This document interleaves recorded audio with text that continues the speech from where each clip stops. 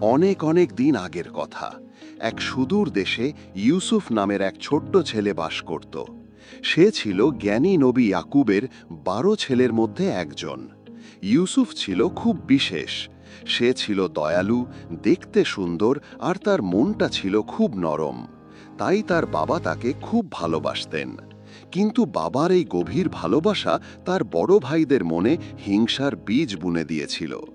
তারা দেখত তাদের বাবা ইউসুফ আর তার ছোট ভাই বেঞ্জামিনকে কতটা স্নেহ করেন, আর তাদের মনে তিতা হিংসা বেড়ে উঠত। তারা ইউসুফকে ভাই হিসাবে দেখত না, দেখত তাদের বাবার ভালোবাসার প্রতিদ্বন্দ্বী হিসাবে। এই অনুভূতি তাদের একটি ভয়ঙ্কর পরিকল্পনা করতে উৎসাহিত করেছিল। এক রাতে ইউসুফ একটি অসাধারণ স্বপ্ন দেখল। সে দেখল সূর্য, চাঁদ আর ১১টি তারা সবাই তাকে সেজদা করছে।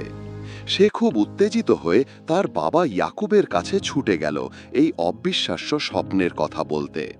ইয়াকুব একজন নবী ছিলেন, তাই তিনি স্বপ্নের গভীর অর্থ সঙ্গে সঙ্গেই বুঝে গেলেন।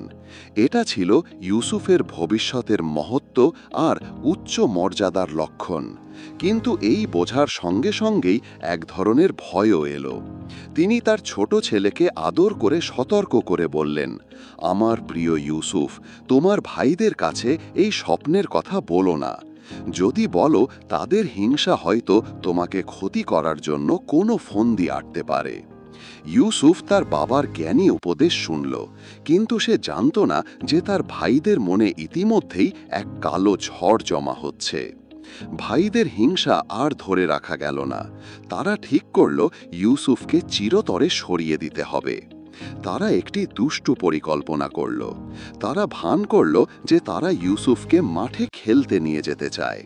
তারা তাদের বাবা ইয়াকুবের কাছে এসে ইউসুফকে তাদের সঙ্গে একদিনের জন্য যেতে দেওয়ার জন্য অনুরোধ করল। ইয়াকুব দ্বিধাগ্রস্ত আর চিন্তিত হলেও শেষ পর্যন্ত রাজি হলেন, আর তাদের কাছ থেকে ইউসুফের ভালো যত্ন নেওয়ার প্রতিশ্রুতি নিলেন। কিন্তু তাদের প্রতিশ্রুতি ছিল ফাঁকা। তাদের বাবার সতর্ক চোখ থেকে দূরে গিয়ে তারা ইউসুফকে ধরে ফেলল, তার দয়ার আবেদন উপেক্ষা করল, আর তাকে একটি গভীর অন্ধকার খালি কূপে ফেলে দিল। তাকে একা ফেলে রেখে চলে গেল।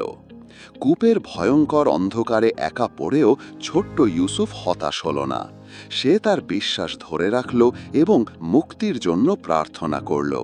শীঘ্রই একদল বণিক কূপের পাশ দিয়ে যাচ্ছিল। যখন তারা পানি তোলার জন্য তাদের বালতি নামালো, তখন তারা অবাক হয়ে দেখল